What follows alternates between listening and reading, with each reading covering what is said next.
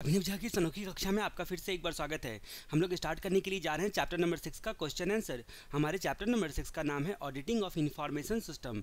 Information system को अब आपको ऑडिट करना है इस चैप्टर में। बस ऑडिट करने की कई प्रकार के टूल्स होंगे, ऑडिट करने के फ़ायदे होंगे, ऑडिट करने के तरीके होंगे, ये सारी चीज़ें यहाँ पर हम लोग पढ़ेंगे। किस चीज़ का ऑडिट? तो इंफॉर्मेशन सिस्टम का ऑडिट। इंफॉर्मेशन सिस्टम ऑडिट कौन करता है? तो इंफॉर्मेशन सिस्टम ऑडिटर करता है। ठीक है, तो हमारा सबसे पहला क्वेश्चन क्या आता है इस चैप्टर में? Need for audit of information system. Audit करवाने की आवश्यकता क्यों है? Need for audit of information system. जैसा कि आपको पता है कि हम लोग सारे आंसर को स्टडी मटेरियल के अकॉर्डिंग देख रहे हैं। तो स्टडी मटेरियल में आप देखोगे पहला ही टॉपिक आपका दिया हुआ रहेगा need for audit of information system. इसमें दो पार्ट आता है। सबसे पहला पार्ट क्या आता है? सबसे पहला पार्ट आता है नीड। ठीक है, need for audit of information system topic में। और दूसरी बात आती है ऑब्जेक्टिव। दूसरी बात आती है ऑब्जेक्टिव। नीड और दूसरी बात आती है ऑब्जेक्टिव। अब जहाँ तक हम लोग बात करते हैं कि आपको मैं एक चीज़ गौर करवाना चाहता हूँ। यहाँ पर अगर इंफॉर्मेशन सिस्टम ऑडिट के ऑब्जेक्टिव की बात की जाए या फिर इंफॉर्मेशन सिस्टम ऑडिट के नीड की बात की जाए, अगर इसी इंफॉर्मेशन सिस्टम में प्रोसेस वर्ड लगा होता तो आंसर बदल जाता। अगर जहाँ तक बात करते हैं कि ऑब्जेक्टिव ऑफ स्कोप, नीड या objective of IAS audit process, IAS audit process, तो आप क्या लिख के चले आते? आईएएस ऑडिट का ऑब्जेक्टिव लिख के चले आते। ठीक है, लेकिन यहाँ पर आईएएस ऑडिट प्रोसेस वर्ड लगा हुआ है तो अगले क्वेश्चन में। तो इस तरह से कुछ बातें गौर करने लायक होती है need for audit of information system. जहाँ तक बात करते हैं नीड के बारे में, तो यहाँ पर आपका मेमोरी टेक्निक क्या है? यहाँ पर आपका मेमोरी टेक्निक 4 बार कॉस्ट है। 4 बार कॉस्ट क्यों है? तो जैसा कि छोटा भीम आपने देखा होगा छोटा भीम सीरियल में, तो वो मान लो कि सॉन्ग जब उसका होता है टाइटल सॉन्ग, तो उसमें आपको 4 बार कॉस्ट छोटा भीम बोला जाता है मान लो। ठीक है, तो कॉस्ट का मतलब क्या हो गया? कॉस्ट 4 प्रकार के कॉस्ट से आप बच जाओगे, 4 प्रकार के खर्चे से बच जाओगे। पहला खर्चा कौन सा है? गलत डिसीजन ले लिया, इनकरेक्ट डिसीजन मेकिंग के कॉस्ट से बच जाओगे। इनकरेक्ट डिसीजन ले लिया तो आपको क्या होगा कि आपको उसको ठीक करने में, उसको सही रास्ते पे फिर से वापस जाने में आपको बहुत खर्चा हो जाएगा। लेकिन ऑडिट करवा लोगे तो आप गलत जाओगे ही नहीं। ये ऑडिटर अपनी तारीफ कर रहा है। दूसरा कि कॉस्ट ऑफ डाटा लॉस। अगर आपका डाटा लॉस हो गया तो उसको रिकवर करने में आपको बहुत पैसे वैसे खर्च करने होंगे, रिकवर करने में बहुत सारी असुविधाएं होगी। तो इसलिए कॉस्ट ऑफ डाटा लॉस। 2 प्रकार का कॉस्ट आपने देखा आपसे। तीसरा cost of computer abuse. Computer का गलत इस्तेमाल हो जाएगा। ठीक है, कंप्यूटर अब्यूज़ हो जाएगा, इसमें वायरस होगा या इंटरनल या एक्सटर्नल कोई भी अटैक हो सकता है। ठीक है, या फिर आपके एम्प्लॉई लोग जो होते हैं वो कोई मिसयूज़ करेंगे या अब्यूज़ करेंगे कंप्यूटर का। उसके बाद cost of computer error. Computer में अगर ईरर आ गया, किसी कारण से करप्ट हो गया या किसी अदरवाइज कोई प्रॉब्लम हो गया, तो ये ऑडिट करवाओगे तो आपका फायदा होगा। 4 प्रकार के कॉस्ट आपको बचेंगे, ऐसा बोला गया है। गलत डिसीजन मेकिंग का कॉस्ट, डाटा लॉस का कॉस्ट, कंप्यूटर अब्यूज का कॉस्ट और कंप्यूटर एरर का कॉस्ट। अब जहां तक बात करते हैं वीईएम की बात जहां तक करते हैं, तो वी का मतलब यहां पर क्या हो गया? Value of hardware and software. Value of hardware and software. आपके हार्डवेयर, सॉफ्टवेयर और ह्यूमन रिसोर्सेज जो होते हैं वो काफ़ी कीमती है, उसको रिप्लेस करने में काफ़ी आपको खर्चा करना पड़ सकता है। दूसरा ई का मतलब क्या हो गया? ई का मतलब हो गया control evaluation of computer use. Controlled, आपका जो है कंप्यूटर का जो इस्तेमाल होगा वो इवैल्यूएटेड मैनर में होगा। उसके बाद मेंटेनेंस ऑफ प्राइवेसी मेंटेन रहेगी। मेंटेनेंस ऑफ प्राइवेसी आपकी मेंटेन रहेगी। तो ये 4 प्रकार के खर्चे और वीईएम आपको याद रखना है। अब हम लोग अगले क्वेश्चन की बात करते हैं। अगला क्वेश्चन हमारा क्या बोलता है कि आईएएस ऑडिट प्रोसेस के ऑब्जेक्टिव क्या क्या होते हैं? आईएएस ऑडिट प्रोसेस के ऑब्जेक्टिव क्या क्या होते हैं? तो आपको एक टॉपिक मिलेगा। ठीक है, आपको एक टॉपिक मिलेगा द आईएएस ऑडिट करके स्टडी मटेरियल में टॉपिक मिलेगा। वहाँ पर हम लोग जहाँ तक बात करते हैं वहाँ पर आप देखोगे कि 3 बातें बताई गई है। पहली बात कि आपके आईएएस ऑडिट प्रोसेस के बारे में बताया गया है कि आईएएस ऑडिट करते वक्त में आपके आईएएस ऑडिट इन्वायरमेंट में क्या क्या इंक्लूड होगा। तो आईएएस ऑडिट इन्वायरमेंट के रिस्पेक्ट में प्रोसेस की बात जहाँ तक आती है। उसके बाद जहाँ तक हम लोग बात करते हैं कि आपका क्या क्या स्किल एक्सपेक्ट किए जाते हैं ऑडिटर से, और फंक्शन ऑफ आईएएस ऑडिटर क्या क्या होते हैं। ठीक है, फंक्शन ऑफ आईएएस ऑडिटर क्या क्या होते हैं। तो ये 3 बातें मुख्य रूप से वहाँ पर बताई गई है। तो आप देख सकते हो कि आईएएस ऑडिट प्रोसेस में आपको पहला फोकस एरिया आपका क्या है? आईएएस इन्वायरमेंट, आईएएस का वातावरण। तो आईएएस इन्वायरमेंट जो होता है, आईएएस इन्वायरमेंट ऑडिट में क्या क्या इंक्लूड होगा। दूसरे शब्दों में पूछा जा सकता है आपका कि आईएएस ऑडिट इन्वायरमेंट में क्या क्या इंक्लूड होगा, या आईएएस ऑडिट प्रोसेस के ऑब्जेक्टिव या स्कोप क्या क्या होते हैं। तो सबसे पहले आपको क्या करना होता है, इंटरनल कंट्रोल का असेसमेंट करना होता है। आईएएस ऑडिट इन्वायरमेंट के फ्रेमवर्क के अंतर्गत आपको इंटरनल कंट्रोल का असेसमेंट करना होता है। मतलब आपको किस चीज़ की, मतलब इंटरनल कंट्रोल किसके लिए, ताकि आप एश्योर हो सको वैलिडिटी, रिलायबिलिटी और सिक्योरिटी ऑफ इंफॉर्मेशन के रिस्पेक्ट में। इंटरनल कंट्रोल एस्पेक्ट को देखना होता है। दूसरा एस्पेक्ट क्या होता है, आपको क्या करना पड़ता है, इफिशियंसी एंड इफेक्टिवनेस देखना पड़ता है। आईएएस ऑडिट का इन्वायरमेंट का इकोनॉमिक टर्म है, economic term, IAS audit environment का इकोनॉमिक टर्म है इफिशियंसी एंड इफेक्टिवनेस देखना पड़ता है। इफिशियंसी मतलब आपके रिसोर्सेज की इफिशियंसी, और इफेक्टिवनेस मतलब का रिजल्ट, ठीक है, इफेक्टिवनेस मतलब रिजल्ट। उसके बाद जहाँ तक बात करते हैं कि आपको रिजल्ट को बेंचमार्क से कंपेयर करना पड़ता है। बेंचमार्क से आपका जो इफिशियंसी और इफेक्टिवनेस है वो तो बढ़िया बात है इकोनॉमिक टर्म में, लेकिन जितना आपका टारगेट है, जितना आपका बेंचमार्क है, उसके अकॉर्डिंग है या नहीं है। ये 2 बार आपसे पूछा जा चुका है, क्योंकि बच्चे कंफ्यूज होकर गलत आंसर लिख के आएंगे। एग्जामिनर को पता है ये बात, क्वेश्चन सेटर को ये बात पता है, इसकी वजह से ऐसा क्वेश्चन बार बार वो पूछते हैं। व्हाट इज द स्कोप और objective of information system audit process. तो पहला आईएएस ऑडिट इन्वायरमेंट के रिस्पेक्ट में इंटरनल कंट्रोल। इंटरनल कंट्रोल क्यों, क्योंकि आप क्या करना चाहते हो, एश्योर करना चाहते हो validity, reliability and security of information system. उसके बाद दूसरा क्या होता है, आप इकोनॉमिक टर्म में इफिशियंसी एंड इफेक्टिवनेस को आपको मेजरमेंट करना चाहते हो, और तीसरा बेंचमार्क से आप कंपेयर करना चाहते हो। तो जहाँ तक मैंने आपको क्या बोली, मैंने आपको बोली कि आपका आईएएस स्कोप जो होता है या ऑब्जेक्टिव होता है आईएएस ऑडिट प्रोसेस का, उसके रिस्पेक्ट में जो क्वेश्चन आएगा तो आप कंफ्यूज होकर गलत आंसर लिख के ना ये वाला आंसर लिखना। अब जहाँ तक बात करते हैं कि मैं कोई भी क्वेश्चन एक बार आपको बताता हूँ, उम्मीद है आपने पादुका क्वेश्चन बैंक लिया होगा, उससे आप आंसर को पढ़ सकते हो, अदरवाइज स्टडी मटेरियल से आंसर को पढ़ सकते हो। क्योंकि जो मैं आंसर आपको बता रहा हूँ वो मतलब आपका क्वेश्चन बैंक के हिसाब से हर आंसर नहीं है। ज़्यादातर आंसर मैंने स्टडी मटेरियल से लेने की कोशिश की है, ठीक है। ज़्यादातर आंसर मतलब कहीं कहीं लगता है कि पादुका वालों ने कुछ ज़्यादा ही आंसर लिखा हुआ है या फिर कुछ भी ज़्यादा लिखा हुआ है, तो उस सिचुएशन में मैं वहाँ पर स्टडी मटेरियल पर आंसर आपको बताता हूँ। अदरवाइज जहाँ पर रिलेवेंट लगता है, छोटा आंसर दिया हुआ है, शॉर्ट एंड स्वीट आंसर दिया हुआ है, वहाँ पर पादुका का आंसर ही यहाँ पर आपको बता रहा हूँ। तो व्हाट इज़ द स्कोप या objective of IAS audit process. तो आईएएस ऑडिट वातावरण में आप इंटरनल कंट्रोल जो इसका असेसमेंट करते हो, ठीक है, किस चीज़ के लिए, एश्योर करने के लिए आईएएस ऑडिट वातावरण में एश्योर करते हो वैलिडिटी, रिलायबिलिटी एंड सिक्योरिटी किसकी, तो इन्फॉर्मेशन की वैलिडिटी, सिक्योरिटी और रिलायबिलिटी का इंश्योर करते हो। इकोनॉमिक टर्म में आप इफिशियंसी एंड इफेक्टिवनेस को देखते हो, और उसके बाद बेंचमार्किंग के हिसाब से भी आप इकोनॉमिक टर्म में इफिशियंसी और इफेक्टिवनेस को देखते हो। तो इन तीनों को मिला के, इफिशियंसी और इफेक्टिवनेस और इकोनॉमी को मिलाकर ट्रिपल ई टर्म यूज किया गया है। What are the skill required of an IAS auditor, list the responsibility of IAS auditor. Responsibility of IAS auditor, skill required of IAS auditor, ठीक है। अब जहां तक हम लोग बात करते हैं कि आपका रिस्पॉन्सिबिलिटी ऑफ आईएएस ऑडिटर भी इसको कहा जाता है, क्योंकि इसका जब स्टडी मटेरियल में आप हेडिंग, पहले वाला हेडिंग देखोगे, स्टडी मटेरियल में पहले वाला मतलब कहने का मतलब कि पुरानी स्टडी मटेरियल में भी कुछ चीज़ें दी गई थी और उसको बाद में सुधारा भी जाता है। तो ठीक है, तो रिस्पॉन्सिबिलिटी ऑफ आईएएस ऑडिटर जहाँ तक बात करते हैं, तो आईएएस ऑडिटर का स्किल या फिर उसकी रिस्पॉन्सिबिलिटी मात्र जो होती हैं, छोटी सी बात होती है कि उसको कप में चाय पीना आना चाहिए, कप में चाय पीना आना चाहिए। ये कैसी रिस्पॉन्सिबिलिटी है उसकी, ये कैसा स्किल है उसका। तो कप का स्पेलिंग यहाँ पर बदल जाएगा, के for knowledge, you for understanding और पी फॉर पोजेस क्वालिफिकेशन। तो नॉलेज, 3 बातों का उसको नॉलेज होना चाहिए, ठीक है। ऑडिटर को 3 बातों का नॉलेज होना चाहिए। अंडरस्टैंडिंग 2 बातों की होनी चाहिए, 2 बातों की अंडरस्टैंडिंग होनी चाहिए, और क्वालिफिकेशन उसके पास होना चाहिए। अब जहाँ तक हम लोग बात करते हैं कि बेचारे को किस किस चीज़ का नॉलेज होना चाहिए, तो सबसे पहले भैया जिस बिजनेस का, जिस इंडस्ट्री में आप ऑडिट करने के लिए जा रहे हो, ठीक है, उसके रिस्पेक्ट में जो बिजनेस का ऑपरेशन होगा, जो बिजनेस की प्रैक्टिस होगी और जो बिजनेस का कंप्लाइंस होगा, उसका नॉलेज होना चाहिए, ठीक है। तो आपका ओपीसी, ठीक है, इसको आप, क्योंकि ये जो ऑडिटर है इसको COP कॉप करके बोलते हो, ठीक है, कॉप करके बोलते हैं हम लोग, ठीक है। तो आपका कंप्लाइंस का, ऑपरेशन का और उसके बाद प्रैक्टिस का, कंप्लाइंस ऑपरेशन प्रैक्टिस, जिस फील्ड का आप ऑडिट करने के लिए जा रहे हो, जिस बिजनेस का, उसके रिस्पेक्ट में आपको कंप्लाइंस का, ऑपरेशन का और प्रैक्टिस का नॉलेज होना चाहिए। दूसरा कि हमारे ऑर्गेनाइजेशन की क्या आईटी स्ट्रैटेजी है और क्या आईटी पॉलिसी है, उसका नॉलेज होना चाहिए।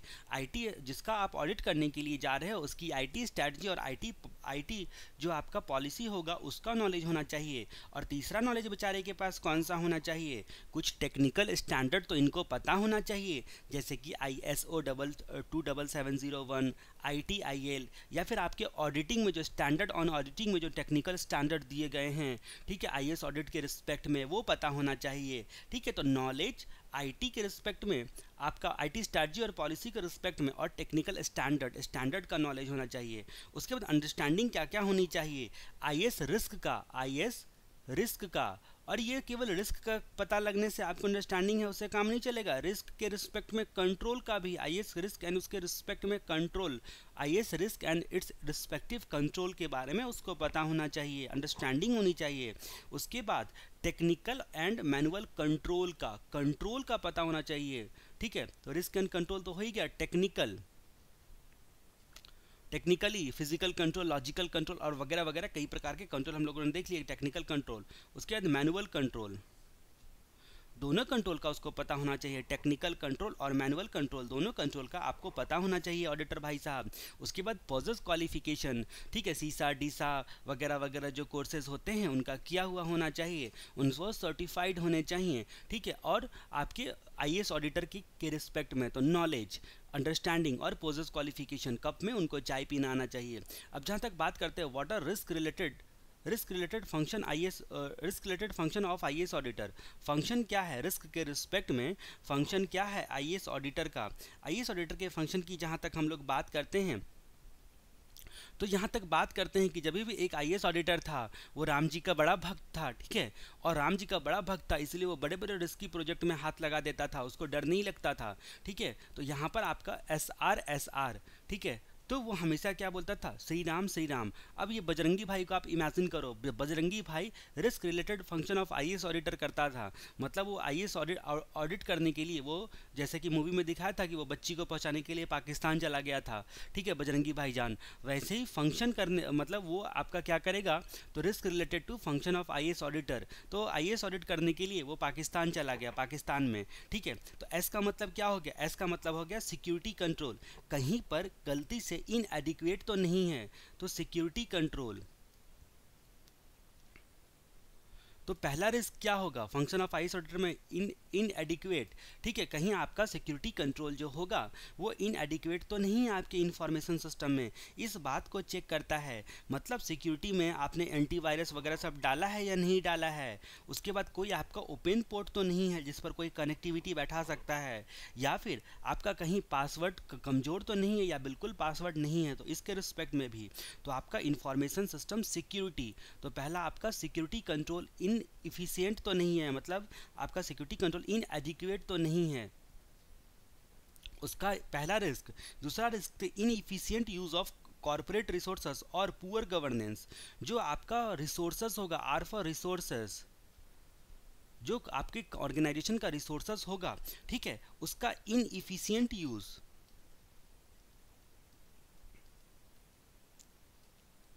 ये दूसरा रिस्क होता है, इनएफिशिएंट यूज़, ये दूसरा यूज़ होता है। एस का मतलब क्या हो गया, एस का मतलब स्ट्रैटेजी हो गया, IT strategy, policy and practices कहीं इनफेक्टिव तो नहीं है, IT strategy, policy and practices कहीं आपका इनइफेक्टिव तो नहीं है, IT strategy, policy and practices. और उसके बाद आर का मतलब क्या हो गया, IT related fraud, IT related fraud. तो ये आपका एसआर, ये आपका क्या हो गया, रिस्क रिलेटेड जो to function of IAS auditor के फंक्शन के रिस्पेक्ट में जो रिस्क होते हैं। ठीक है, 4 प्रकार के रिस्क होते हैं, आपको याद रखना है। देखो ये आसानी से आप इस पॉइंट्स आपको याद रख सकते हो, और पॉइंट को जब आप याद रखोगे तो आप इसको आराम से डील कर सकते हो, क्योंकि अगर आपको पॉइंट याद नहीं है तो आप समझोगे कैसे कि किस एरिया में आपको लिखना है। जैसे कि मान लो कि inefficient use of corporate resources, यानी कि कॉर्पोरेट रिसोर्सेज का इनएफिशिएंट यूज़ हो रहा है, चाहे उसका प्रिंटिंग वाला डिवाइस हो या स्टोरेज वाला डिवाइस हो, सर्वर हो, वर्क स्टेशन हो, ठीक है। अब जहाँ तक बात करते हैं कि उसका गलत इस्तेमाल हो सकता है, अब गलत इस्तेमाल हो सकता है मतलब आप ऑप्टिमल यूज़ नहीं कर रहे हो, तो बेकार का आपके खर्चे ज़्यादा हो रहे हैं और आप उसका सही तरीके से इस्तेमाल नहीं कर पा रहे हो।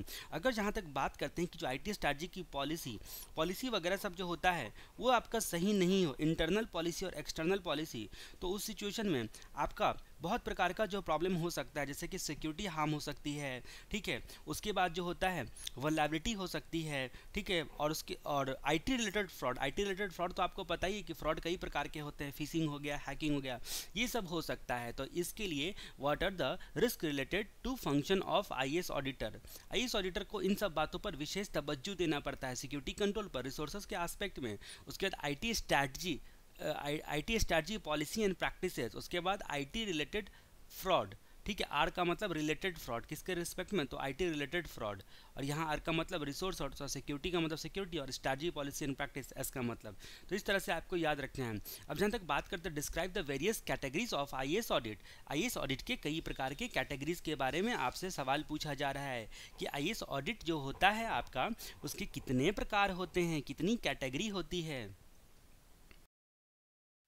ठीक है। तो यहाँ पर various category of IAS auditor, ठीक है। एक अलग कैटेगरी के आदमी की कहानी मैं आपको यहाँ पर सुनाता हूँ, अलग कैटेगरी की इंसान की कहानी, ठीक है। तब आपको यहाँ पर समझ में आ जाएगा। एक इंसान था, वो वेब 3.0 को ज़्यादा अच्छे तरीके से जानता था। वो सोचता था कि मशीन में तो इंटरनेट कनेक्ट हो सकता है वेब 3.0 टेक्नोलॉजी के वजह से। तो एक काम करते हैं हम यहाँ पर एक काम करते हैं कि अपने दिमाग में, क्योंकि उसको लगता था उसका सिस्टम ठीक से डेवलप नहीं हो पाया है, उसका दिमाग ठीक से डेवलप नहीं हो पाया है, तो सिस्टम डेवलपमेंट, तो उसने क्या सोचा कि हमारा सिस्टम ठीक से डेवलप नहीं हो पाया है, इसीलिए हमारा प्रोसेसिंग ठीक से नहीं हो पाता है, दिमाग का इंफॉर्मेशन प्रोसेसिंग ठीक से नहीं हो पाता है, ठीक है। तो उसने क्या सोचा कि भाई उसने क्या सोचा कि अपने दिमाग के आर्किटेक्चर को थोड़ा बहुत मॉडिफाई करना पड़ेगा तो चलेगा, अपने दिमाग को थोड़ा बहुत मॉडिफाई करना पड़ेगा, अपने दिमाग के आर्किटेक्चर को, ठीक है। या फिर मैनेजमेंट वालों से आपको दिमाग को बदलवाना पड़ेगा, आर्किटेक्चर आपको चेंज करना पड़ेगा, चलेगा, लेकिन इसमें हम इंटरनेट कनेक्शन लगवाएंगे, क्योंकि उसको पता है मशीन में तो अपने आप को मशीन समझ रहा है, ठीक है। अब जहाँ तक बात करते हैं कि वो जो मशीन समझ रहा है वो आदमी, ठीक है, तो ये वेरियस अलग कैटेगरी का आदमी है। तो जैसे ही कैटेगरी ऑफ IAS ऑडिट आप देखते हो, वो एक्चुअल में किस चीज़ की पढ़ाई किया है, तो आपकी तरह उसने CA की पढ़ाई की है, ठीक है। और CA पढ़ते पढ़ते उसका दिमाग खसक गया और वो अलग कैटेगरी का आदमी बन गया। तो वो अपने दिमाग में ही सिस्टम डेवलपमेंट सोचा कि नहीं हो पाया, इसकी वजह से उसने सोचा कि आर्किटेक्चर में थोड़ा बहुत चेंज भी करना पड़ जाए, तो ठीक है। तो यहाँ पर आ गया आपका point management of IT and enterprise architecture. आप स्टडी मेटेरियल में देख सकते हो कि फंक्शन ऑफ IAS ऑडिटर के जस्ट बाद कैटेगरी ऑफ IAS ऑडिट के बारे में लिखा हुआ है, कैटेगरी ऑफ IAS ऑडिट के बारे में लिखा हुआ है। उसने क्या सोचा, वो उसके बाद एप्लीकेशन दिया, ठीक है, एप्लीकेशन दिया इंटरनेट कनेक्शन लगवाने का, system and application, system and application, किस चीज़ के लिए एप्लीकेशन दिया, तो इंटरनेट कनेक्शन लगवाने के लिए दिया, ठीक है। तो इंटरनेट कनेक्शन लगवाने के लिए दिया था, उसको क्या लगा कि भाई हमारा प्रोसेसिंग बहुत अच्छे से हो पाएगा। तो आपका क्या पॉइंट हो गया यहाँ पर, इंफॉर्मेशन प्रोसेसिंग फैसिलिटीज़, तो उसके दिमाग में क्या था कि आपका इंफॉर्मेशन जो होता है उसका क्या बोलते हैं प्रोसेसिंग हो पाएगा, और उसने इंटरनेट कनेक्शन लगवाया। यानी कि पांचवा पॉइंट आपका क्या होगा, टेलीकम्युनिकेशन, इंटरनेट एंड एक्स्ट्रानेट। अब देखो कहानी के माध्यम से आप याद रख सकते हो, कभी कभी हो सकता है कि जो आप कोड बनाओगे तो कोड हो सकता है भूल भी जाओगे, लेकिन कहानी भूलने का कम चांस होता है, क्योंकि कहानी हमेशा इलॉजिकल होती है और कहानी कुछ हटके होती है। तो आपको जब क्वेश्चन को आप एग्जाम में गौर से पढ़ते हो, 15 मिनट जो आपको टाइम मिलता है, उस 15 मिनट में आपको स्टोरी सबसे पहले अगर कनेक्टेड है तो आपको ज़्यादा जो है रिकॉल होता है। इसलिए एसोसिएशन मेथड सबसे ज़्यादा इफेक्टिव माना जाता है। एसोसिएशन मेथड का अगर आपने प्रैक्टिस कर लिया तो आपकी मेमोरी इतनी अच्छी हो जाती है कि मतलब Limca Guinness book of the world record में वीरेंद्र मेहता का करके आप सर्च कर सकते हो, वीरेंद्र मेहता, ठीक है। वीरेंद्र मेहता ने अपना तो उसने क्या किया है कि आपका Limca Guinness book of the world record में अपना नाम कमाए हुआ है। तो वीरेंद्र मेहता और मतलब इन लोगों ने क्या किया है कि बहुत सारे एसोसिएशन मेथड पे कमांड किया है। वीरेंद्र मेहता ने तो कुछ स्पिरिचुअल की काम भी किया है, मतलब आपका मेमोरी टेक्निक के रिस्पेक्ट में इसने मतलब क्या बोलते हैं आध्यात्मिक भी डेवलपमेंट किया है। इसकी वजह से इसका मेमोरी कुछ ज़्यादा ही शार्प है, ठीक है। तो वीरेंद्र मेहता जैसे आपके Limca Guinness book of the world record में पूरे के पूरे ऑक्सफोर्ड डिक्शनरी को पेज नंबर के वाइज याद कर लिया है। तो ऐसे ऐसे महान लोग हैं हमारे देश में जिसकी ग्रेटनेस का कोई मतलब कंपैरिजन ही नहीं है। ऐसे ऐसे लोग एक्चुअल में वो रियल हीरो ऐसे ऐसे लोग हैं, ठीक है, जिसको आपको हाईलाइट करना चाहिए, ठीक है, मतलब दुनिया को हाईलाइट करना चाहिए ताकि लोगों का तरीका जो है याद करने का वो सब बढ़ सके। और उसके बाद आपका वैदिक मैथ, इनके भी एक्सपर्ट है ये वीरेंद्र मेहता, ठीक है। तो आप देख सकते हो गूगल में सर्च करके वीरेंद्र मेहता के बारे में। तो यहाँ पर क्या हुआ, describe the various category of IAS auditor. IAS auditor की कैटेगरी आपको अगर एग्जाम में आ गई, आपको याद नहीं आ रहा है, ठीक है, अजीब सा पॉइंट है, आपको याद आ रहा है नहीं आ रहा है, कौन सा पॉइंट दिया गया था, तो आपके दिमाग में क्या गया, अच्छा एक आदमी था, वो अलग कैटेगरी का आदमी था, उसको लगता था कि उसका सिस्टम डेवलपमेंट ठीक से नहीं हो पाया है, इसलिए वो मैनेजमेंट वालों से अपना आर्किटेक्चर दिमाग का चेंज करवाने के लिए सोचा। उसने सोचा कि हम इंटरनेट कनेक्शन लगवा लेंगे तो हमारा जो इन्फॉर्मेशन प्रोसेसिंग जो है वो अच्छा हो जाएगा, इसलिए उसने इंटरनेट कनेक्शन लगवाने के लिए एप्लीकेशन दिया। तो आपको सारी कहानी जो है आपको एक एक करके पॉइंट को निकाल देगी। अब जहाँ तक हम लोग बात करते हैं कि सबसे पहला आपका पॉइंट क्या आता है, system and application. System and application. अब आप सोचोगे कि भाई इसका सोचने में केवल रटना ही है क्या, रटना और समझना दोनों का यहाँ पर मिली जुली आपको एफर्ट देना पड़ेगा, मतलब आपको दिमाग भी लगाना पड़ेगा रटने पे भी, क्योंकि आपको एग्जाम में स्टडी मटेरियल के अकॉर्डिंग पॉइंट लेके आना है, कोशिश करनी है जितना एक्सटेंड तक हो सके। देखो दिमाग इंसान का ऐसा चीज़ होता है ना जिसको एक बार आपने ये समझा दिया कि भैया मेरे से याद नहीं होता है, तो आप अगर सुबह से शाम तक यही बोलते हो मेरे से याद नहीं होता, तो किसी ज़िंदगी में आपसे याद नहीं होने वाला है। कुछ लोग बोलते हैं मेरी तो किस्मत ही ख़राब है, इसका मतलब उसकी किस्मत तो पक्का ख़राब होने वाली है, क्योंकि जो सुबह शाम अपने सॉफ्टवेयर में आप इंस्ट्रक्शन दोगे, जैसे कि एक छोटा सा बच्चा है, एक छोटे से बच्चा को अकल नहीं होता, उसके पास दिमाग है, मतलब उतना दिमाग नहीं है, वो लोगों के जो सुनता है वही ऑब्जर्व करता है। वो बच्चा अगर मान लो कि 3 साल का है, सब परिवार में बोलते हैं इसको गुस्सा बहुत आता है, इसको गुस्सा बहुत आता है, वो बेचारा जानता भी नहीं गुस्सा किसको बोलते हैं, उसके दिमाग में क्या बैठ जाता है कि मुझे गुस्सा बहुत होता है, मुझे गुस्सा बहुत होता है। वो बड़ा होते होते उसके दिमाग में वो साइकोलॉजी बैठी रहती है और वो बात बात पे चिढ़ता है, गुस्सा करता है और वो बोलता है मुझे गुस्सा बहुत आता है। तो वो उसको समाज वाले ने ऐसा बना दिया, गुस्से वाला बना दिया, वो था नहीं, उसके दिमाग में यही चीज़ बोल बोल कर, इसी तरह आप खुद को बोल बोल कर कि मेरे को याद नहीं होता है, मेरे को याद नहीं होता है, बोल बोल कर खुद को अपने आप को यही समझा देते हो कि बेटा मेरे को याद नहीं होता है, मेरे से तो रटा नहीं जाता है। भाई ये सब रटना रटाना भाई किसी से रटा नहीं जाता है संसार में, सब समझ के ही रटता है, सब समझता है तभी उसको याद होता है।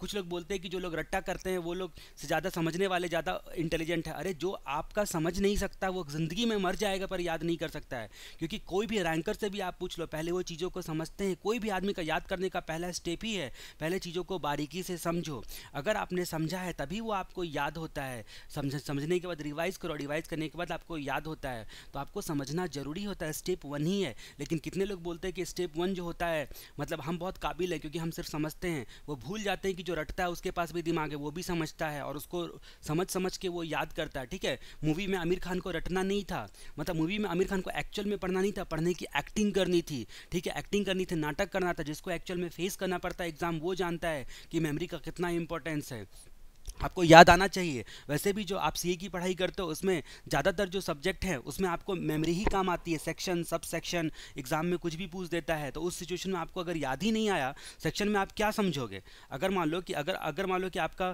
कोई भी सेक्शन है, ठीक है, तो इस सेक्शन में आप क्या समझोगे। सेक्शन नंबर अगर आपको याद है तो ठीक है लिख सकते हो, नहीं याद है तो नहीं लिख सकते हो, प्रोविजन याद है तो लिख सकते हो, नहीं याद है तो नहीं लिख सकते हो। तो समझ के याद करना जरूरी होता है और आप अपने दिमाग को यही सुबह शाम बोलो कि मुझे तो याद होता है, मुझे तो याद होता है, मैं तो जो पढ़ता हूँ वो मुझे याद हो जाता है। बस अपने दिमाग को आप बोलो, भले एक्चुअल फैक्ट कुछ और है उससे कोई मतलब नहीं, लेकिन अपने दिमाग को बार बार आप बोलो नहीं नहीं मुझे तो जो पढ़ता हूँ मैं याद होता है, मेरी तो मेमोरी बहुत शार्प है, मुझे तो बचपन की भी सारी बातें याद है, जब मैं 3 साल का था तब ये हुआ था, 5 साल का था तब ये हुआ था। इसका मतलब क्या हुआ, आपका दिमाग बहुत तेज है, आपको हज़ारों गाने याद हैं, मुझे तो ये सॉन्ग पूरा याद है, वो सॉन्ग पूरा याद है, यानी कि आपकी मेमोरी बहुत तेज है।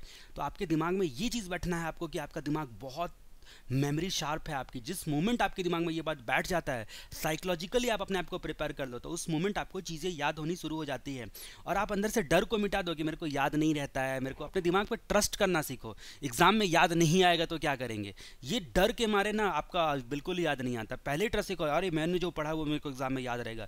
एग्जाम के सेंटर के बाहर जाके यार पढ़ तो सब लिया पर याद नहीं है यार, आरटीपी तो पढ़ लिया है पूरा, लेकिन आरटीपी में क्या क्या लिखा था यार, रिकॉल होगा कि नहीं पता नहीं। तो ये साइकोलॉजी ही आपको फेल करवा देती है। आपको पहले अरे मैंने पढ़ लिया, मेरे को याद है, मैंने पढ़ लिया, मेरे को आता है, मेरे को ध्यान आएगा, मेरे को ख्याल आएगा। तो चलिए हम लोग बात जहाँ तक कर रहे थे कि सिस्टम एंड एप्लीकेशन के बारे में, अप्रोप्रिएट और इफेक्टिव ही आपका लगाया होना चाहिए। ठीक है, अप्रोप्रिएट और इफेक्टिव ही आपका सिस्टम एंड एप्लीकेशन लगाया होना चाहिए और साथ में उस पर पूरा कंट्रोल होना चाहिए। ठीक है, तो ये पहला कैटेगरी होगा कि सिस्टम एंड एप्लीकेशन आपका सही लगना चाहिए और सही के साथ साथ उस पर पूरा कंट्रोल लगना चाहिए। दूसरा होता है इंफॉर्मेशन प्रोसेसिंग फैसिलिटीज़, जिसको आईपीएफ हमने चैप्टर नंबर 3 में बोला था। इंफॉर्मेशन प्रोसेसिंग फैसिलिटीज़, जितनी भी फैसिलिटीज़ होती है आपके हार्डवेयर सॉफ्टवेयर सबके रिस्पेक्ट में, ठीक है, ये नॉर्मल और डिस्ट्रप्टिव दोनों कंडीशन में कैसे आपका काम करता है इंफॉर्मेशन प्रोसेसिंग फैसिलिटीज़, कैसे डील करता है अलग अलग परिस्थितियों को, वो आपको चेक करना है। इंफॉर्मेशन प्रोसेसिंग फैसिलिटीज़, तो system and application, information processing facilities. तीसरा हो गया आपका सिस्टम डेवलपमेंट। तीसरा हो गया आपका सिस्टम डेवलपमेंट, मतलब सही मैथोलॉजी और स्टैंडर्ड के हिसाब से आपका सिस्टम डेवलप होना चाहिए। सही मैथोलॉजी और स्टैंडर्ड के हिसाब से आपका सिस्टम डेवलप हो रहा है कि नहीं, तो एसडीएलसी में आपने जो मैथोलॉजी पढ़ी थी वो सही है कि नहीं, उसके हिसाब से इसमें आपका अप्रोप्रिएट रूम फॉर कंट्रोल छोड़ा गया है कि नहीं, ये सब बातें देखनी है। उसके बाद चौथा नंबर पॉइंट आता है, जैसा कि कहानी आपको याद आ रहा होगा, कहानी से पढ़ने की यही खासियत है, जब भी आप रिवाइज करोगे आपको कहानी याद आएगा, मजा आएगा फिर। ठीक है, तो अब इसकी बात करते हैं हम लोग कि management of IT and enterprise structure, management of IT and enterprise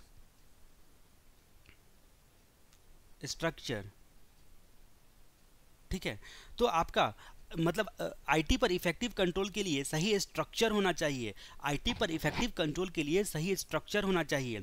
उसके बाद जहां तक बात करते हैं, अगला पॉइंट आता है आपका telecommunication, internet and extranet. Telecommunication, internet and extranet, communication device, network और सर्वर, सब पर आपका प्रॉपर कंट्रोल होना चाहिए। तो आईएएस ऑडिटर के पॉइंट ऑफ व्यू से लिखोगे, जैसे आईएएस ऑडिट वर्ड सुना, चैप्टर नंबर 6 का क्वेश्चन ध्यान आया, वैसे ही आपको आईएएस ऑडिटर बन जाना है, उसी के पॉइंट ऑफ व्यू से सारी चीज़ एक्सप्लेन करनी है। उसके बाद हम लोग बात करते हैं as an IAS auditor what are the steps to be followed by you while conducting IT audit. ठीक है, जब आईटी ऑडिट या फिर आईएएस ऑडिट को परफॉर्म करते रहोगे तो आपको क्या क्या स्टेप्स फॉलो करने पड़ेंगे, क्या क्या स्टेप्स फॉलो करने पड़ेंगे। तो आपका स्टेप हो गया, इसी को स्टेज बोला गया है, या फिर इसी को बोला गया है आपका क्या बोलते हैं general function of IAS auditor. अगर मान लो फंक्शन ऑफ आईएएस ऑडिटर पूछता है तो आप क्या लिखते थे, जब risk related function of IAS auditor लिखा था तो एसआर आपने लिखा था, श्री राम बजरंगी भाईजान आपको याद आना चाहिए। लेकिन जब general function of IAS auditor लिखता है तो general function of IAS auditor का जनरल फंक्शन, तो उसके रिस्पेक्ट में आपको याद आना चाहिए, उसके रिस्पेक्ट में आपको कुछ बातें याद आनी चाहिए। अब आपको क्या क्या याद आना चाहिए उसके रिस्पेक्ट में, तो यहाँ पर आईएएस ऑडिट के रिस्पेक्ट में जो आपका जनरल स्टेप होता है तो वो आपका नॉर्मल ही स्टेप होता है। अगर देखा जाए तो यहाँ पर अगर आपको यहाँ पर अगर मेमोरी टेक्निक से याद करनी है तो यहाँ पर आपको कैसे याद रखना पड़ेगा, सबसे पहले स्कोप ऑफ पीएफ, ठीक है, एनालिसिस एंड रिपोर्ट, उसके बाद लास्ट में रिपोर्ट को आप क्लोज करते हो। ठीक है, तो यहाँ पर मेमोरी टेक्निक की आवश्यकता नहीं है, आपको स्टेप याद आते के साथ सबसे पहले याद आना चाहिए कि आपको सबसे पहले क्या करते हो, सर्वे करते हो आप, स्कोप जानते हो, scope and pre audit survey, scope जानते हो, स्कोप एंड प्री ऑडिट सर्वे। किसी चीज ऑडिट के रिस्पेक्ट में आप सबसे पहले, आपको जब पहली बार ऑडिट आता है तो आप उसका स्कोप देखते हो कि भैया प्री ऑडिट सर्वे, आप उसके बारे में आइडिया लेते हो, ठीक है भाई किस चीज़ का एग्जैक्टली में ऑडिट करना है कैसे, और उसके बाद आप क्या करते हो, उसके बाद प्लान बनाते हो, ठीक है, उसके बाद प्लानिंग करते हो, प्लानिंग करते हो, क्लाइंट को बोलते हो कि भैया ठीक है हम आपके फील्ड में आएंगे, आपके साइट पे आएंगे, आपके यहाँ आएंगे हम, और उसके बाद ये सारी चीज़ों को चेक करेंगे। तो पहले आप उसका स्कोप जानते हो, जब इससे आपको क्लाइंट ने डिस्कस किया, आपने डिस्कस करके सारा स्कोप जाना, ठीक है, और उसके बाद प्री ऑडिट सर्वे करते हो, स्कोप एंड प्री ऑडिट सर्वे एक ही पॉइंट में आ गया। फिर आप प्लानिंग करते हो, अपने लड़कों से बात करते हो और बोलते हो कि भैया ऐसे ऐसे प्लानिंग करना हम लोग करते हैं। उसके बाद फील्ड वर्क, ठीक है, सॉरी, तो सबसे पहले आपका आपका हो गया स्कोप एंड प्री ऑडिट सर्वे। उसके बाद दूसरा वाला हो गया आपका प्लानिंग। प्लानिंग करने के बाद आप क्या करते हो, फील्ड वर्क, ठीक है। फील्ड वर्क आप करते हो, मतलब आप वहाँ पर जाकर सारी चीज़ों के बारे में जानते हो। फील्ड वर्क के बाद जो फील्ड वर्क आप करते हो, तो फील्ड वर्क के बाद जो भी आपने रिकॉर्ड्स, डॉक्यूमेंट ये सब जमा करते रहते हो, ठीक है, जो भी डॉक्यूमेंटेशन, इंटरव्यू, ऑब्जर्वेशन और अदरवाइज अदर मैथोलॉजी से आप जो डॉक्यूमेंट्स वगैरह सब जमा करते हो, उसका एनालिसिस करते हो, ठीक है। ये आपका मुख्य काम होता है, एनालिसिस करना, ठीक है। उसके बाद जो है 5वां नंबर आपका आता है। 5वां नंबर एनालिसिस करने के बाद रिपोर्ट करते हो, रिपोर्टिंग। लास्ट में आप रिपोर्ट को क्या करते हो, क्लोज करते हो। अब जहाँ तक बात करते हैं कि एनालिसिस के दौरान कुछ बातें आपको पता चलती है, तो एनालिसिस और प्लानिंग में आपका फीडबैक का साइन दिया हुआ रहेगा। एनालिसिस और प्लानिंग में आपका फीडबैक का साइन दिया रहेगा, और साथ में रिपोर्ट को क्लोज करने के बाद भी आपका फिर से यहाँ पर भी फीडबैक का साइन दिया रहेगा, ठीक है। तो ये आपका स्टेप में आएगा, यानी कि इससे ये फीडबैक का जो साइन है, सिंबल है, ये कनेक्ट करता है आपके प्लानिंग को। मतलब आपका एनालिसिस करने के बाद वापस से आपको कुछ लगेगा कि नहीं और भी थोड़ा डेप्थ में जाना है, तो वापस से आप प्लानिंग करोगे, फिर से आगे दोबारा जाओगे, फील्ड वर्क पे दोबारा जाओगे, फिर एनालिसिस करोगे, रिपोर्टिंग, और उसके बाद रिपोर्ट क्लोज। रिपोर्ट क्लोज करने के बाद फिर से अगली बार ऑडिट जब होगा तो फिर से आप स्कोपिंग एंड प्री ऑडिट सर्वे करोगे, ठीक है। तो यहाँ पर आपका जो स्टेप हो गया, वो स्टेप को आप इस तरह से दर्शा सकते हो जैसे कि आपका स्टडी मटेरियल में लिखा हुआ है। सबसे पहले आपका स्कोप लिखा हुआ है, ठीक है, ये आपका सीढ़ियों की तरह, देखो पहले स्कोप लिखा हुआ है, फिर प्लानिंग लिखा हुआ है, उसके बाद फील्ड वर्क लिखा हुआ है, फील्ड वर्क लिखने के बाद एनालिसिस लिखा हुआ है, एनालिसिस लिखने के बाद आपका रिपोर्ट लिखा हुआ है, रिपोर्टिंग, उसके बाद आपका क्लोज लिखा हुआ है। अब जहाँ तक बात करते हैं कि इसके जो आपका प्लानिंग होता है, मतलब यहाँ तो आपका ये सिंबल रहेगा ही, इस तरह से तो जाएगा ही, ठीक है, वाटरफॉल मेथोलॉजी के हिसाब से, ठीक है। उसके बाद लास्ट वाला जो आपका रिपोर्ट रहेगा। अब जहाँ तक बात करते हैं कि ये आपको बना देना है, तो ताकि इस तरह से आप डिज़ाइन वगैरह सब बनाते हो तो आंसर देखने वाले को लगता है कि हाँ आपने स्टडी मटेरियल बहुत अच्छे से पढ़ा हुआ है। उसके बाद एनालिसिस और प्लानिंग में ये फीडबैक का साइन देना है, ये एनालिसिस और प्लानिंग में ये आपका फीडबैक का साइन देना है। उसके बाद यहाँ पर क्लोज करने के बाद, क्लोज करने से लेकर स्कोप में इसमें भी फीडबैक का आपको साइन देना है, ठीक है। क्लोज करने से लेकर स्कोप में भी आपको फीडबैक का साइन देना है, ठीक है। तो ये आपको दर्शाता है। सबसे पहले हम लोगों ने बात की स्कोपिंग एंड प्री ऑडिट सर्वे के बारे में, मतलब ऑडिट का जो भी आपका प्राइमरी एरिया क्या क्या होगा, क्या क्या चीज़ें इसमें कवर करने के लिए जा रहे हो, वो सारी चीज़ें डिटरमाइन करना। प्लानिंग एंड प्रिपरेशन मतलब क्या, planning and scope and pre audit survey, पहला पॉइंट। दूसरा पॉइंट प्लानिंग एंड प्रिपरेशन, मतलब जब आपने स्कोप को डिटरमाइन किया है उसके बेसिस पर आप वर्क करने का एक्चुअल का प्लान बनाते हो, ठीक है। ये जो प्लान आप जनरली बनाते हो वो मैट्रिक्स के फॉर्म में बनाते हो। किस फॉर्म में, मैट्रिक्स के फॉर्म में बनाते हो, ताकि सारे रिलेटेड एरिया जो होते हैं वो एक साथ कंसिडर कर लिए जाएँ, ठीक है, मैट्रिक्स के फॉर्म में बनाते हो। उसके बाद फील्ड वर्क, क्लाइंट के यहाँ पर जाके सारे रिलेटेड लोगों से बातचीत करते हो आप। उसके बाद डॉक्यूमेंट्स देखते हो, ऑब्जर्व करते हो प्रोसेस को, ठीक है, सारी चीज़ों के बारे में, बिजनेस प्रोसेस के बारे में आइडिया लेते हो। उसके बाद फील्ड वर्क के बाद एनालिसिस करते हो, स्ट्रेंथ या फिर वीकनेस, इंफॉर्मेशन सिस्टम ऑडिट का क्या क्या है उसके बारे में आप जानते हो, स्ट्रेंथ और वीकनेस आप जानते हो। अब यहाँ पर बात करते हैं कि जो एनालिसिस करते वक्त में आप दो प्रकार का एनालिसिस करते हो, पेस्ट एनालिसिस और स्वोट एनालिसिस। ये आपने कुछ कॉस्टिंग में भी पढ़ा होगा और आपने जो है ITSM में भी पढ़ा होगा। तो आपका स्ट्रेंथ, वीकनेस, अपॉर्चुनिटी और threat, strength, weakness, opportunity and threat, strength, weakness, opportunity and threat, ठीक है, ये एनालिसिस करते हो, क्या स्ट्रेंथ है, क्या वीकनेस है, क्या अपॉर्चुनिटी और क्या थ्रेट है। पेस्ट का मतलब क्या हो गया, पेस्ट का मतलब आपका हो गया पॉलिटिकल, इकोनॉमिकल, सोशल और टेक्नोलॉजिकल, ये एस्पेक्ट से भी एनालिसिस करते हो, पॉलिटिकल, इकोनॉमिकल, सोशल और टेक्निकल, ठीक है। स्ट्रेंथ, वीकनेस, अपॉर्चुनिटी और थ्रेट, पॉलिटिकल, इकोनॉमिकल, सोशल, और आपका सोशल के बाद आपका हुआ क्या बोलते हैं, टेक्नोलॉजिकल, ठीक है, यहाँ पर थ्रेट, टी का मतलब यहाँ पर टेक्नोलॉजी। अब जहाँ तक बात करते हैं, इस तरह से आप एनालिसिस करते हो, रिपोर्टिंग करते हो, एविडेंस को कलेक्ट और एनालिसिस करने के बाद रिपोर्टिंग करते हो, और आप रिपोर्टिंग को बाद में फ्यूचर रेफरेंस के लिए क्या करते हो, रिपोर्ट को डॉक्यूमेंट करके रखते हो, यानी कि रिपोर्ट को क्लोज करते हो, उसको डॉक्यूमेंट करके फ्यूचर रेफरेंस के लिए आप प्रॉपर रिपोर्ट को रखते हो। उसके बाद फिर अगली बार ऑडिट करने के लिए जाते हो तो फिर से यही स्टेप फॉलो होते चला जाता है। तो ये आपका जो है क्या हो गया, ये आपका स्टेप्स हो गया। आईएएस ऑडिट के रिस्पेक्ट में जो स्टेप्स होते हैं वो आपके हो गए। अब हम लोग बात करते हैं right short notes on IAS audit standard और best practices. IAS audit standard और बेस्ट प्रैक्टिसेस के बारे में जहां तक बात करते हैं तो दो बातें यहां पर आती है कि स्टैंडर्ड जो होता है वो किस किस बातों को गाइड करने के लिए दिया रहता है। जैसा कि आपके पास भी जो है स्टैंडर्ड होते हैं, स्टैंडर्ड ऑन ऑडिटिंग, ठीक है, अकाउंटिंग स्टैंडर्ड, ठीक है, इसी तरह कई प्रकार के नेशनल और इंटरनेशनल स्टैंडर्ड होते हैं, जिसको टेक्निकल स्टैंडर्ड बोल के पुकारा जाता है। जिसको क्या बोल के पुकारा जाता है, टेक्निकल स्टैंडर्ड बोल के पुकारा जाता है।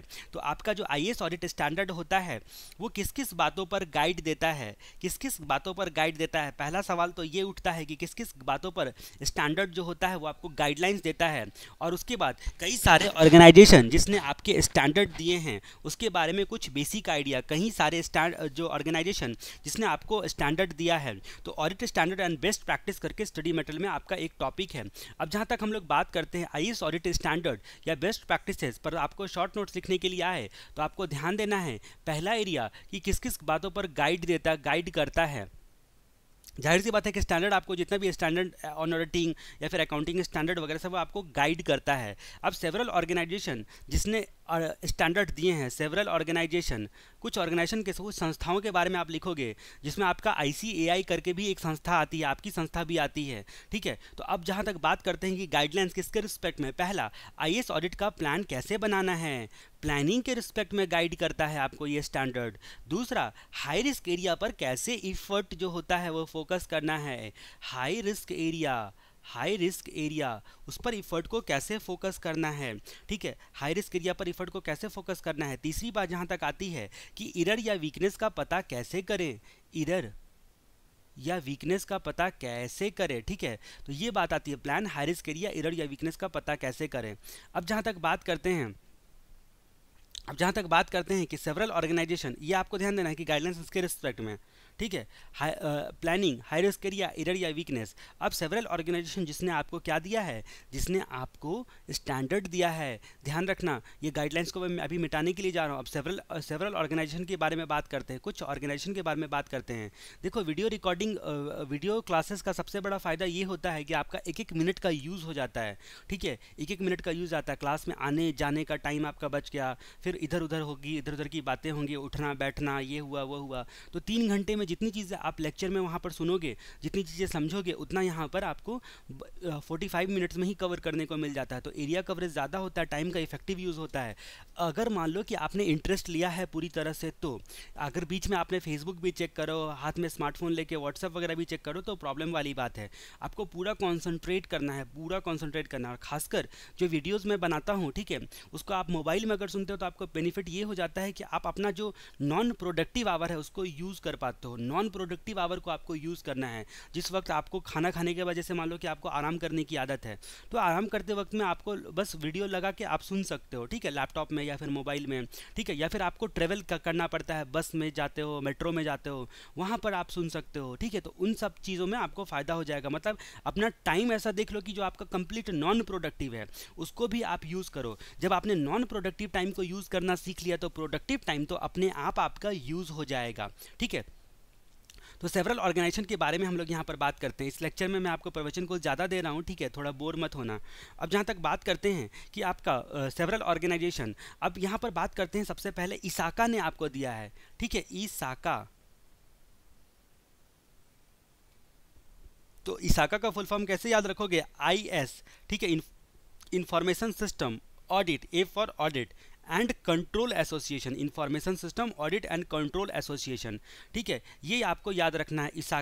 इसाका ने आपको क्या दिया है, ठीक है, आपको ध्यान रखें 28 सर्टिफिकेशन के साथ SGP दिया है, SGP 28 सर्टिफिकेशन के साथ, ये इसाका का जो आपका कंसेप्ट है या फिर आपका 28 सर्टिफिकेशन के साथ जो आपको 28 सर्टिफिकेशन वाला कोबिट दिया है, सॉरी 28 सर्टिफिकेशन वाला कोबिट दिया है, ठीक है। ये कोबिट आपको काफ़ी डिटेल में पढ़ना है। कोबिट जो होता है आपको काफ़ी डिटेल में पढ़ना होता है चैप्टर नंबर 1 में, जैसा कि आपने देखा था।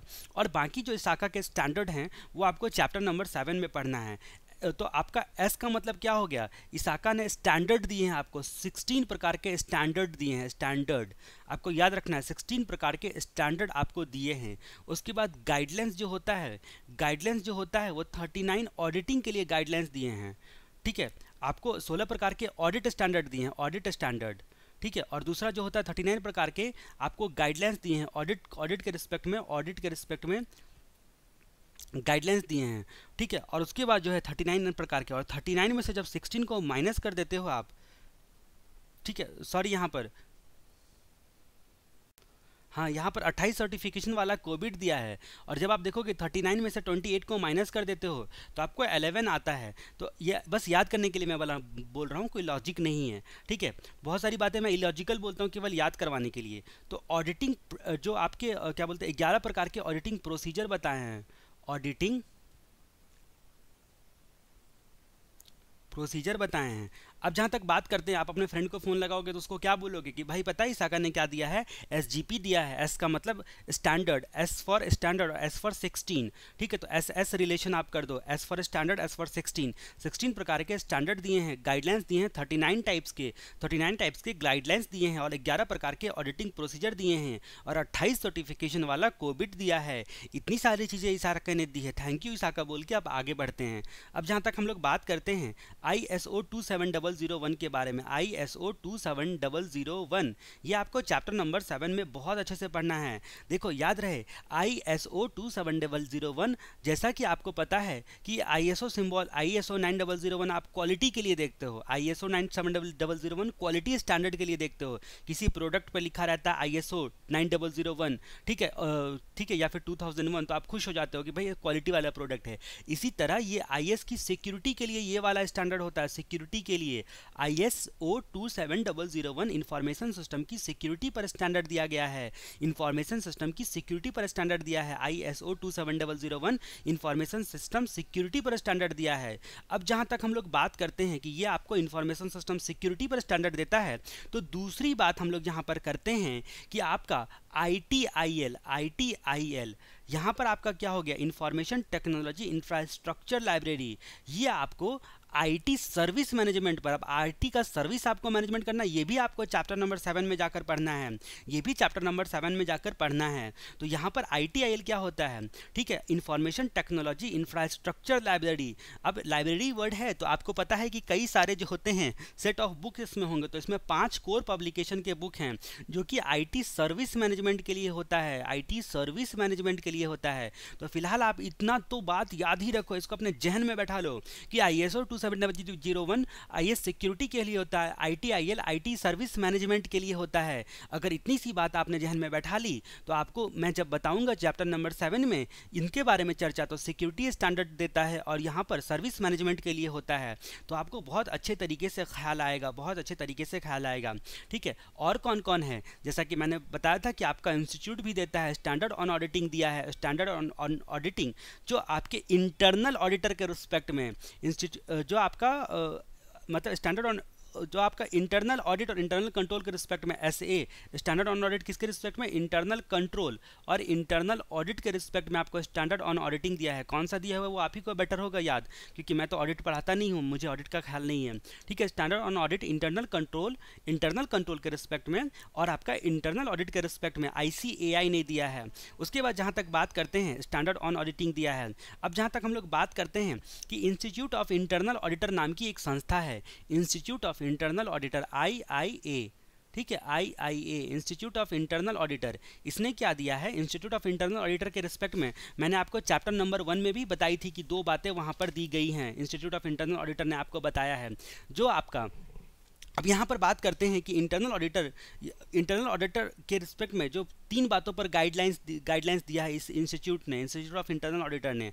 आईटी मैनेजमेंट पर, जैसा कि ये था आपका आईटी सर्विस मैनेजमेंट, वैसे आईटी मैनेजमेंट पर, आईटी सिक्योरिटी पर, दूसरी बात आईटी सिक्योरिटी पर, और तीसरी बात आईटी कंट्रोल पर। ठीक है, तो आईटी के रिस्पेक्ट में तीन जगह पर आपका कहाँ पर, आईटी सिक्योरिटी, आईटी मैनेजमेंट और आईटी के रिस्पेक्ट में आपका कंट्रोल पर। ठीक है, तो इस तरह से हम लोगों ने अलग अलग संस्थाओं के बारे में देखा और गाइडलाइंस किस किस चीज़ के रिस्पेक्ट में वो बातें हम लोगों ने की। अब जहाँ तक हम लोग बात करते हैं what are the general guidelines in performance of IAS audit. ठीक है, अब देखो क्वेश्चन कहाँ से भी आपको बन सकता है, क्वेश्चन जो है वो कहीं से भी आपको पूछा जा सकता है। आप देखोगे टॉपिक नंबर आपका स्टडी मटेरियल के हिसाब से देखोगे तो 6.4 करके टॉपिक नंबर आपको एक मिलेगा। अब जहाँ तक बात करते हैं उस टॉपिक का नाम ही है परफॉर्मेंस ऑफ आईएएस ऑडिट। ठीक है, आईएएस ऑडिट का परफॉर्मेंस, परफॉर्मिंग आईएएस ऑडिट। अब जहाँ तक बात करते हैं कि किस चीज़ के परफॉर्मेंस के रिस्पेक्ट में लिखा हुआ है, तो ये आपको 2 टर्म में लिखा हुआ है, 2 बातों पर फोकस करता है। परफॉर्मिंग आईएएस ऑडिट को आप देखोगे, ध्यान से पढ़ोगे तो ये आपको 2 बातों पर फोकस करता है। कौन कौन सी बातों पर फोकस करता है भाई साहब? तो ये आपके फाइनेंशियल, यानी कि फाइनेंशियल टर्म पे जो परफॉर्म करने के लिए जब आप आ जाओगे आईएएस ऑडिट, तो 2 टर्म में ही आप गौर करते हो। एक आपका फाइनेंशियल टर्म यानी कि इकोनॉमिक टर्म में देखते हो, फाइनेंशियल या इकोनॉमिक टर्म में, और दूसरा परफॉर्मेंस को देखते हो, परफॉर्मेंस देखते हो। ठीक है, 2 पर्सपेक्टिव पे आप ऑडिटिंग करते हो। एक होता है कि फाइनेंशियल टर्म में आपका मैटेरियलिटी एंड सिग्निफिकेंस, ये बात ज़्यादा फोकस की जाती है। मतलब इसको मैटेरियलिटी को, कितना मैटेरियल है ट्रांजैक्शन आपका, क्या सिग्निफिकेंस है उसका, क्या उसका प्रेजेंटेशन दिया गया है, क्या ट्रू एंड फेयर डिस्क्लोजर किया गया है, क्या ऑथेंटिसिटी, एक्यूरेसी और करेक्टनेस बनी हुई है सारे डिस्क्लोजर में। ठीक है, उसके बाद परफॉर्मेंस की जहाँ तक बात करते हैं, परफॉर्मेंस यानी कि इफिशियंसी किस टर्म में, तो क्वांटिटेटिव टर्म में और नॉन क्वांटिटेटिव टर्म में। तो ये आपका क्वालिटी तो देखना ही है, साथ में आपका क्वांटिटी भी देखना है, क्वांटिटी और क्वालिटी के टर्म में। ठीक है, तो अब जहाँ तक बात करते हैं परफॉर्मेंस के बारे में आप चेक करते हो, तो जब भी परफॉर्मिंग आईएएस ऑडिट आएगा तो 2 बातें आपको पक्का से पक्का ख्याल आना चाहिए। परफॉर्मेंस ऑफ आईएएस ऑडिट में जो पूरी रामायण दी गई है लंबी चौड़ी स्टडी मेटल में, ठीक है, 6.4 है जो स्टडी मेटल मेरे सामने में खुला हुआ है इसमें टॉपिक, तो परफॉर्मिंग आईएएस ऑडिट। ठीक है, तो परफॉर्मिंग आईएएस ऑडिट में आपको 2 बातें पक्का से पक्का याद आनी चाहिए, उसी के रिस्पेक्ट में आप आंसर को लिख सकते हो। तो चलिए आइए हम इस क्वेश्चन के आंसर के बारे में अपनी चर्चा करते हैं। What are the general guidelines in performance of IAS audit. अब आईएएस ऑडिट परफॉर्मेंस की बात आई तो आपको ये टॉपिक का नाम याद आना चाहिए। तो पहली बात मैंने आपको क्या की बताई थी, फाइनेंशियल टर्म में आपको क्या देखना है, मैटेरियलिटी एंड सिग्निफिकेंस देखना है। ठीक है, मैटेरियलिटी, ठीक है, आपका लेवल ऑफ मैटेरियलिटी क्या है, ठीक है, और क्या सिग्निफिकेंस है किसी भी फाइनेंशियल ट्रांजैक्शन का। ठीक है, तो आपको मैटेरियलिटी और सिग्निफिकेंस देखने के लिए इसके रिस्पेक्ट में आपको एनटीई करना पड़ता है। आपके ऑडिट प्रोसीजर का nature, timing and extent determine करना पड़ता है स्कोप को डिटरमाइन करते वक्त में। तो पहला पॉइंट ही आ गया आपको फाइनेंशियल एस्पेक्ट में मैटेरियलिटी एंड सिग्निफिकेंस देखना है। उसके बाद सेकंड यहाँ पर बताया गया है, पादुका के आंसर की बात मैं कर रहा हूँ। ठीक है, पादुका क्वेश्चन बैंक के आंसर की बात मैं कर रहा हूँ। सेंसिटिविटी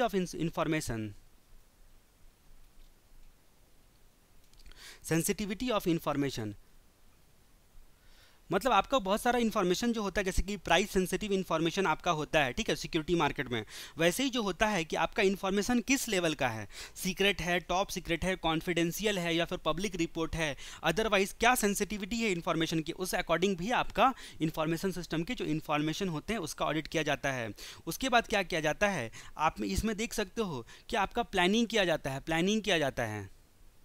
तो इनिशियल प्लानिंग जो आपका स्कोप होता था, स्कोप डिटरमाइन करने के बाद आप प्लानिंग करते थे, प्लानिंग करने के बाद आप उस पर जो है ऑडिट वगैरह सब करते थे, रिव्यू वगैरह सब करते थे। तो ये परफॉर्मिंग आईएएस ऑडिट करके जो टॉपिक दिया गया है उसमें सिर्फ एक एरिया ऐसा है जहाँ से क्वेश्चन पूछा जा सकता है कि ये जो आप आईएएस ऑडिट परफॉर्म करते हो, तो परफॉर्म करते वक्त में जब आप जो इन्फॉर्मेशन कलेक्ट करते हो उस इन्फॉर्मेशन की वैलिडिटी को कैसे चेक करोगे, कैसे मानोगे कि भैया जो इन्फॉर्मेशन हमने एकत्रित किया है वो वैलिड है कि नहीं वैलिड है। तो वैलिड करने का तरीका सिर्फ एक ही क्वेश्चन यहाँ से पूछा जा सकता है। अदरवाइज क्या होगा कि परफॉर्मिंग आईएएस ऑडिट टॉपिक को आप याद रखो और इसके साथ आप मैटेरियलिटी एंड सिग्निफिकेंस, और दूसरा जो मैंने आपको बताया था, दूसरे एस्पेक्ट में बताया था कि आपका परफॉर्मेंस में यानी कि इफिशियंसी देखते हो आप क्वांटिटेटिव टर्म में एंड नॉन क्वांटिटेटिव टर्म में। उसके बाद जो है आप सेंसिटिविटी ऑफ इंफॉर्मेशन देखते हो, प्लानिंग करते हो, फिर प्रिलिमिनरी रिव्यू करते हो। ठीक है, प्रिलिमिनरी रिव्यू तो आपका स्टेप नंबर 1 ही एक्चुअली होता है। आप स्टेप नंबर 1 आपका प्लानिंग होता है, स्टेप नंबर 1 प्लानिंग होता है, स्टेप नंबर 2 आपका प्रीलिमिनरी रिव्यू होता है। अब प्रीलिमिनरी रिव्यू जो आपका होता है इसमें कई सारी बातें आपको देखनी है, कई सारी बातें देखनी है, मतलब बिजनेस का नॉलेज लेना, टेक्नोलॉजी कौन सा यूज कर रहा है ऑर्गेनाइजेशन उसको समझना, इंटरनल कंट्रोल एस्पेक्ट पर ध्यान देना, लीगल कंसिडरेशन देखना, और भी कई सारी बातें जो है प्लान प्रीलिमिनरी रिव्यू में आ जाएंगी, जिसको हम लोग इस टॉपिक में ही कवर करेंगे। तो जनरल गाइडलाइंस के रिस्पेक्ट में materiality and significance, sensitivity of information, उसके बाद तीसरा आप लिख सकते हो कि परफॉर्मेंस का evaluation quantitative and non quantitative term में, उसके प्लानिंग, उसके प्रीलिमिनरी रिव्यू, उसके लास्ट में टेस्टिंग, फिर लास्ट में रिपोर्टिंग। इस तरह से जो है आप कॉमन सेंस से अपने इस आंसर को लिख सकते हो अगर आया तो। अब जहां तक हम लोग बात करते हैं general guidance in testing in context of IAS audit, testing जो इंफॉर्मेशन सिस्टम ऑडिट के कंटेक्स्ट में जो टेस्टिंग की जो बात हम लोग देखे थे उसके रिस्पेक्ट में जनरल गाइडलाइंस। तो यहाँ पर देखना है टेस्टिंग किस किस चीज़ का करते हैं। जब भाई आप आईएएस ऑडिट करने के लिए जाते हो, ठीक है, अब आपको टेस्टिंग का जनरल गाइडलाइंस देना है, तो आप सबसे पहले क्या चेक करोगे? सबसे पहले आपका चेक करना है कंट्रोल को, जो इंफॉर्मेशन सिस्टम है उस पर कंट्रोल इफेक्टिव है या फिर नहीं है, ठीक है। अब आपको DIOQ करना है, मतलब डॉक्यूमेंटेशन, इंटरव्यू, ऑब्जर्वेशन और क्वेश्चनर, इसके फॉर्म में आपको जानकारियां एकत्रित करनी है, ठीक है। जानकारियाँ एकत्रित करने के बाद आपको क्या करना है, मतलब आपको इन्फॉर्मेशन कलेक्ट करना है, ठीक है। सबसे पहले आप कंट्रोल को चेक करना चाहते हो, आपको इसके रिस्पेक्ट में प्लानिंग करनी पड़ेगी। प्लानिंग करने के बाद आपको क्या करना पड़ेगा, आपको ये सारे तरीकों से इन्फॉर्मेशन कलेक्ट करना पड़ेगा, डॉक्यूमेंटेशन, डॉक्यूमेंट देखना पड़ेगा, इंटरव्यू लेना पड़ेगा, चीज़ों को ऑब्जर्व करना पड़ेगा, और क्वेश्चनर के फॉर्म में, जैसा कि आपने देखा था सिस्टम डेवलपमेंट लाइफ साइकिल में, हमने देखा था कि क्वेश्चनर के फॉर्म में आप ऑर्गेनाइजेशन को बढ़वा देते हो, येस नो, डोंट नो, और ये सब ऑप्शन उसमें रहता है, या फिर कुछ लिखने को भी रह सकता है, और वो बांट जब देते हो तो उसका कलेक्शन करने के बाद आपको आइडिया लग जाता है कि भाई सही है या नहीं है। तो document, information, observation and questionnaire, ठीक है। कंट्रोल के एक रिस्पेक्ट में आपको प्लानिंग करना है, तो गाइडलाइंस आपको दिया जा रहा है टेस्टिंग करने का। तो सबसे पहले आपको क्या देखना है, इंफॉर्मेशन सिस्टम का कंट्रोल, उसके रिस्पेक्ट में आपको डॉक्यूमेंट वगैरह सब कलेक्ट करना है। जब आपने डॉक्यूमेंट कलेक्ट कर लिया तो उस सिचुएशन में आपको क्या करना है, उस सिचुएशन में रन करना है प्रोग्राम को एंड टेस्ट करना है, रन एंड टेस्ट। अब ये ऑब्जर्वेशन टेक्निक ही कहलाएगा, आपका run and test observation technique ही कहलाएगा। ऑब्जर्व करने के लिए आप प्रोग्राम को खुद से चला के रन करके देखोगे और फिर टेस्ट करके देखोगे। अब जहाँ तक चौथे नंबर की बात करते हैं, तो चौथा नंबर आपका क्या होता है पॉइंट, कि आपको यहाँ पर कई सारे टूल्स का उपयोग करना पड़ सकता है, जिसमें आपका एक सॉफ्टवेयर होता है गैस, ठीक है। गैस यानी कि जनरलाइज्ड ऑडिट सॉफ्टवेयर पैकेज का इस्तेमाल आप कर सकते हो। पैकेज ये और कुछ नहीं होता है, ये आपका जो है माइक्रोसॉफ्ट एक्सेल सबको आप ये सब जो यूज़ करते हो उसको आप क्या बोल सकते हो, जनरल ऑडिट सॉफ्टवेयर, यानी कि जनरलाइज्ड ऑडिट सॉफ्टवेयर। अब ये ऑडिट सॉफ्टवेयर के वजह से आपको sampling, exception report, summary report और कुछ स्पेशल टूल के बारे में भी हम लोग देखने के लिए जा रहे हैं इसी चैप्टर में, ठीक है। कई प्रकार के टूल होते हैं जो कि अलग तरह के टूल होते हैं जो स्पेशली आपके ऑडिट पर्पज से ही बने हुए होते हैं, ठीक है। उसके बाद जहाँ तक बात करते हैं कि आपको और भी चीज़ें टेस्ट करनी होती है, जो यूज़र जो होता है उसमें ID पासवर्ड वगैरह सब है कि नहीं, वैलिड है कि नहीं है, ठीक है। और आपको इनपुट डालकर फिर प्रोसेसिंग करके और आउटपुट का वैलिडेशन, इनपुट प्रोसेस और आउटपुट का वैलिडेशन चेक करना है। कौन कौन से एरिया आपके जो है की एरिया हैं जहां पर रिस्क एक्सपोजर हो सकता है, कौन कौन से एरिया हैं जहां पर की रिस्क एक्सपोजर हो सकता है। अब जहां तक बात करते हैं, मैंने आपको एक चीज़ बताई थी परफॉर्मिंग आईएएस ऑडिट के वक्त में, ये सारी चीज़ें जो आप इन्फॉर्मेशन कलेक्ट करते हो, ठीक है, आईएएस ऑडिट के संदर्भ में आप जो भी इन्फॉर्मेशन कलेक्ट करते हो उसकी वैलिडिटी को कैसे चेक करोगे, कैसे चेक करोगे कि आपने जो इन्फॉर्मेशन कलेक्ट किया है वो वैलिड है या फिर वैलिड नहीं है। ये आपका सबसे अहम क्वेश्चन हो जाता है, ये आपका सबसे अहम क्वेश्चन हो जाता है। तो यहाँ पर कुछ तरीके होते हैं, जैसे कि मान लो आपका एक फ्रेंड है, वो बहुत परेशान है लेकिन आपको बता नहीं रहा कि वो क्यों परेशान है, ठीक है। तो आप किस तरह से जो है फ़ोन पर बात करके दूसरे फ्रेंड को, अरे मुझे बताया उसने, दो फ्रेंड के बीच में झगड़ा हुआ, इतना आपको हिंट लग गया, तो आप दूसरे फ्रेंड को, हाँ यार बताया तुम्हारे बारे में उसने, वो बता रहा था मेरे को कल क्या क्या हुआ था। आपको पता नहीं एग्जैक्टली, लेकिन आप सामने वाले से निकलवाना चाहते हो, उगलवाना चाहते हो, ठीक है। तो इस तरीके के टेक्निक आप फॉलो करते हो। तो ऐसा ही कुछ टेक्निक यहाँ पर है कि जो भी इंफॉर्मेशन सिस्टम ऑडिट के दौरान आपने इंफॉर्मेशन कलेक्ट किया है उसकी वैलिडिटी को चेक करते हो। अब जहाँ तक बात है कि डिफरेंट पर्सन से आपको सेम क्वेश्चन पूछना है, पहली बात है, पहला तरीका पहला, ठीक है। दूसरा क्या करना है, डिफरेंट टाइम में, डिफरेंट पर्सनल से हो गया, अब आप डिफरेंट टाइम में सेम क्वेश्चन को मतलब पकाना है उसको, डिफरेंट टाइम में सेम क्वेश्चन को डिफरेंट तरीके से पूछना है, डिफरेंट वे में पूछना है, ठीक है। उसके बाद तीसरा क्या होगा, तीसरा होगा आपका कंपेयर करना है चेकलिस्ट को, कंपेयर, ये तीसरा पॉइंट और चौथा पॉइंट भी आपका सेम हो गया, चौथा पॉइंट भी हो गया। तो कंपेयर करना है चेकलिस्ट को किस चीज़ से, वर्किंग पेपर या डॉक्यूमेंट आपने जो अभी तक कलेक्ट किया है, वर्किंग पेपर। उसके बाद जो कंपेयर करना है चेकलिस्ट को, जो चेकलिस्ट आपने बनाया है उसको कंपेयर करना है आपका, अब एक्चुअल सिस्टम रिजल्ट्स ऑब्जर्व करना है, मतलब एक्चुअल में आपको रन करके देखना है और एक्चुअल रिजल्ट। तो एक बार जो आपको सबूत मिले हैं, वर्किंग पेपर डॉक्यूमेंट मिले हैं उससे, और दूसरा एक बार खुद रन करवा के एक्चुअल रिजल्ट देखोगे। और क्रिटिकल फेज का मिनी स्टडी करना है, क्रिटिकल फेज का मिनी स्टडी करना है। ध्यान से देखोगे तो स्टडी मेटल में यही सारी चीज़ें जो पॉइंट में दी गई है, तो इसी एस्पेक्ट से आपको जो है क्वेश्चन पूछा जा सकता है। मतलब ये एरिया एक आपका होता है कि आपका इंपॉर्टेंट हो सकता है, जहाँ से आपको क्वेश्चन पूछा जा सकता है। अब जहाँ तक हम लोग बात करते हैं अगले क्वेश्चन के बारे में, जो ऑडिट प्लानिंग होता है उसका पर्पस क्या है, what are the purpose of IAS audit planning. अब जो IAS ऑडिट प्लानिंग आप करते हो उसका पर्पस क्या होता है, ठीक है। तो आपको पता ही है कि आपको सबसे पहले क्या करना पड़ेगा, प्री ऑडिट सर्वे करना पड़ेगा, ठीक है, मतलब स्कोप डिटरमाइन करना पड़ेगा, फिर प्लानिंग करनी पड़ेगी। तो आपका प्लानिंग करने का रीजन क्या होता है, सबसे पहले तो रिसोर्सेस आपको क्या करना है, ऑप्टिमाइज करना है। जो आपका क्या बोलते हैं, प्लानिंग के रिस्पेक्ट में आपको optimize use of audit resources, audit के रिस्पेक्ट में जितने भी रिसोर्सेस होंगे उसका ज़्यादा से ज़्यादा आपको इस्तेमाल करो, चाहे वो आपका कोई टूल यूज़ कर रहे हो या फिर इंसान को यूज़ कर रहे हो, ठीक है, जैसे कि आपके बॉस आपको यूज़ करते रहते हैं। अब जहाँ तक बात करते हैं, develop annual audit schedule to perform individual audit, schedule बनाना है। अब प्लानिंग के में आपका शेड्यूल बनाना तो रहेगा ही कि भाई कब कैसे कहाँ कहाँ क्या क्या एरिया पर ऑडिट करना है। उसके बाद बजट क्या रहेगा, ठीक है, nature timing and extent, nature timing extent and budget, ये ऑडिट के रिस्पेक्ट में, ये प्लानिंग में ही आपका आ जाएगा। उसके बाद आता है कि आपका अप्रोप्रिएट अटेंशन एरिया, यानी कि की एरिया क्या होगा, की एरिया जहाँ पर आपको अटेंशन रिक्वायर्ड है। उसके बाद पांचवी जहाँ तक बात करते हैं, आपको यहाँ पर क्या करना पड़ेगा, कोऑर्डिनेशन, जो आपको प्रॉपर कोऑर्डिनेशन बना पड़ेगा वर्क में, कोऑर्डिनेशन, ठीक है, मतलब आपको पहले से कोऑर्डिनेशन करना पड़ेगा। मतलब जो आपका एक काम करने के लिए जाओगे तो उसके रिलेटेड टास्क को भी आप चेक करना है, ठीक है। तो ये प्लानिंग में ही आपको ये रहेगा। तो what are the purpose of IAS audit planning, IAS audit planning मतलब ये एक जनरल क्वेश्चन हो गया जिसको आप अपने दिमाग से भी आंसर लिख सकते हो, ठीक है। आगे हम लोग अगले वीडियो में कवर करेंगे।